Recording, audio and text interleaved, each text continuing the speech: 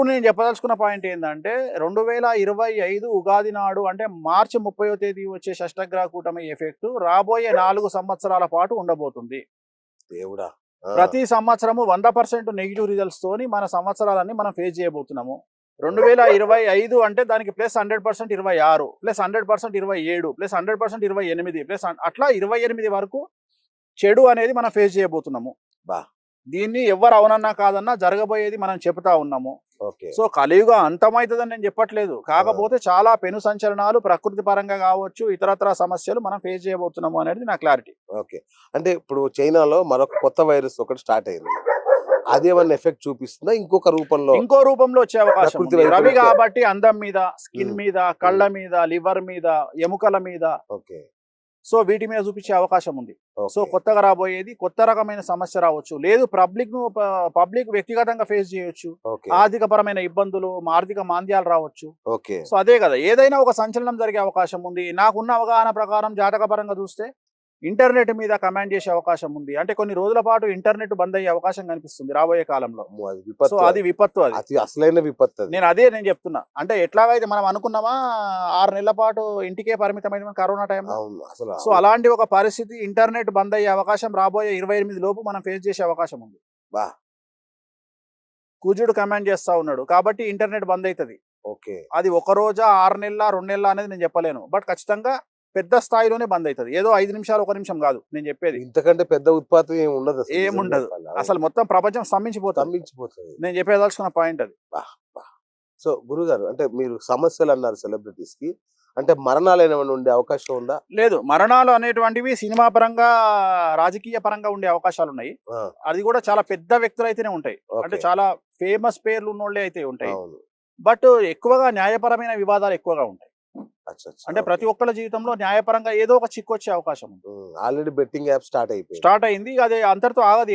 అది పోతానే ఉంటది. ఇప్పుడు దాంట్లో చాలా మంది ఇన్వాల్వ్ అయినారు. సిటీకి ఇచ్చారు ఆల్రెడీ. ఓకే. సో సిటీకి ఇచ్చారు కాబట్టి అది కంటిన్యూ అవుతుంది. సిటీ నుండి మళ్ళీ ఈడీకి పోతుంది. అవును. సో ఇంకా వాళ్ళకు టార్చర్ తప్పవి. ఇంకా పెద్ద అయ్యేదే ఉండదు. అదేలేండి. బట్ మానసికంగా వాళ్ళని స్ట్రాంగ్ గా చేయడమే.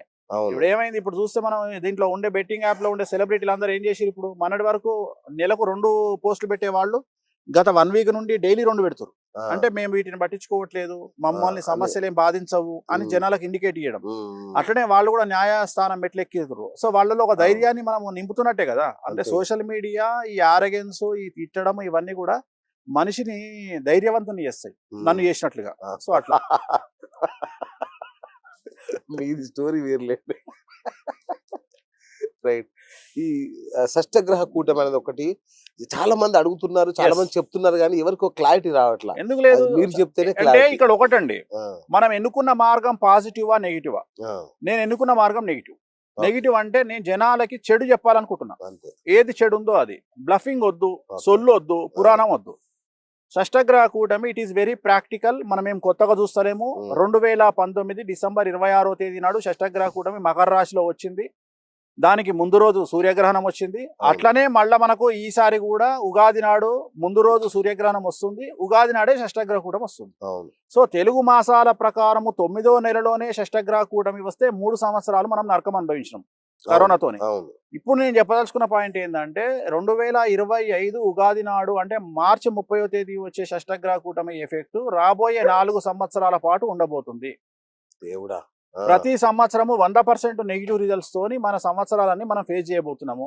2025 అంటే దానికి ప్లస్ 100% 26 ప్లస్ 100% 27 ప్లస్ 100% 28 ప్లస్ అట్లా 28 వరకు చెడు అనేది మనం ఫేస్ చేయబోతున్నాము. బా! దీన్ని ఎవరు అవునన్నా కాదన్నా జరగబోయేది మనం చెప్తా ఉన్నాము. ఓకే. సో కలియుగ అంతమైతుందని నేను చెప్పట్లేదు. కాకపోతే చాలా పెను సంచలనాలు ప్రకృతి పరంగా కావచ్చు, ఇతరత్రా సమస్యలు మనం ఫేస్ చేయబోతున్నాము అనేది నా క్లారిటీ. ఓకే. అంటే ఇప్పుడు చైనాలో మరొక కొత్త వైరస్ ఒకటి స్టార్ట్ అయింది. అదేమన్నా ఎఫెక్ట్ చూపిస్తుందా? ఇంకో రూపంలో వచ్చే అవకాశం ప్రకృతి ఉంది. వైపు రవి వచ్చే- కాబట్టి అందం మీద, స్కిన్ మీద, కళ్ళ మీద, లివర్ మీద, ఎముకల మీద, ఓకే. సో వీటి మీద చూపించే అవకాశం ఉంది. So okay. కొత్తగా రాబోయేది కొత్త రకమైన సమస్య రావచ్చు. లేదు పబ్లిక్ వ్యక్తిగతంగా ఫేస్ చేయొచ్చు. ఓకే. ఆర్థిక పరమైన ఇబ్బందులు, ఆర్థిక మాంద్యాలు రావచ్చు. ఓకే. సో అదే కదా, ఏదైనా ఒక సంచలనం జరిగే అవకాశం ఉంది. నాకున్న అవగాహన ప్రకారం జాతక పరంగా చూస్తే ఇంటర్నెట్ మీద కమాండ్ చేసే అవకాశం ఉంది. అంటే కొన్ని రోజుల పాటు ఇంటర్నెట్ బంద్ అయ్యే అవకాశం కనిపిస్తుంది రాబోయే కాలంలో. అది విపత్తు, సో అది విపత్తు, అది అతి అసలైన విపత్తు అది. నేను చెప్తున్నా. అంటే ఎట్లాగైతే మనం అనుకున్నామా 6 నెలల పాటు ఇంటికే పరిమితమైన కరోనా టైంలో. అవును, అసలు సో అలాంటి ఒక పరిస్థితి, ఇంటర్నెట్ బంద్ అయ్యే అవకాశం రాబోయే 28 లోపు మనం ఫేస్ చేసే అవకాశం ఉంది. బా, కుజుడు కమాండ్ చేస్తా ఉన్నాడు కాబట్టి ఇంటర్నెట్ బంద్ అవుతుంది.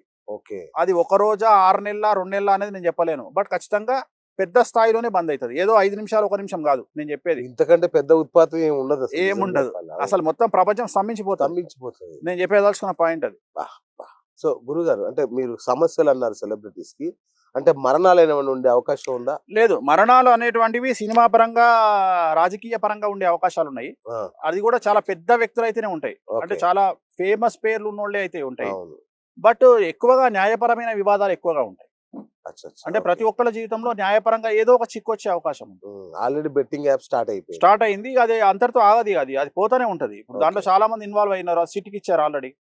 సో సిటీకి ఇచ్చారు కాబట్టి అది కంటిన్యూ అవుతుంది. సిటీ నుండి మళ్ళీ ఈడీకి పోతుంది. సో ఇంకా వాళ్ళకు టార్చర్ తప్పవి, ఇంకా పెద్ద అయ్యేదే ఉండదు. బట్ మానసికంగా వాళ్ళని స్ట్రాంగ్ గా చేయడమే. ఇప్పుడు ఏమైంది, ఇప్పుడు చూస్తే మనం దీంట్లో ఉండే బెట్టింగ్ యాప్ లో ఉండే సెలబ్రిటీలు అందరూ ఏం చేసి, ఇప్పుడు మొన్నటి వరకు నెలకు 2 పోస్టులు పెట్టే వాళ్ళు గత 1 వీక్ నుండి డైలీ 2 పెడుతున్నారు. అంటే మేము వీటిని పట్టించుకోవట్లేదు, మమ్మల్ని సమస్యలు ఏం బాధించవు అని జనాలకు ఇండికేట్ చేయడం. అట్లనే వాళ్ళు కూడా న్యాయస్థానం మెట్లెక్కిరు. సో వాళ్ళలో ఒక ధైర్యాన్ని మనం నింపుతున్నట్టే కదా. అంటే సోషల్ మీడియా, ఈ ఆరగెన్స్, ఈ తిట్టడం, ఇవన్నీ కూడా మనిషిని ధైర్యవంతుని చేస్తాయి, నన్ను చేసినట్లుగా. సో అట్లా మీది స్టోరీ వేర్లేండి. రైట్. ఈ షష్టగ్రహ కూటమి అనేది ఒకటి చాలా మంది అడుగుతున్నారు, చాలా మంది చెప్తున్నారు, కానీ ఎవరికి క్లారిటీ రావట్లా. ఎందుకు లేదు, మీరు చెప్తేనే. అంటే ఇక్కడ ఒకటండి, మనం ఎన్నుకున్న మార్గం పాజిటివా నెగిటివా? నేను ఎన్నుకున్న మార్గం నెగిటివ్. నెగిటివ్ అంటే నేను జనాలకి చెడు చెప్పాలనుకుంటున్నా. ఏది చెడు ఉందో అది.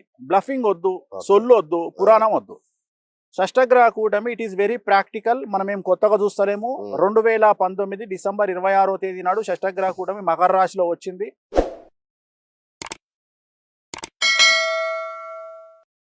Hi friends, thank you for watching this video.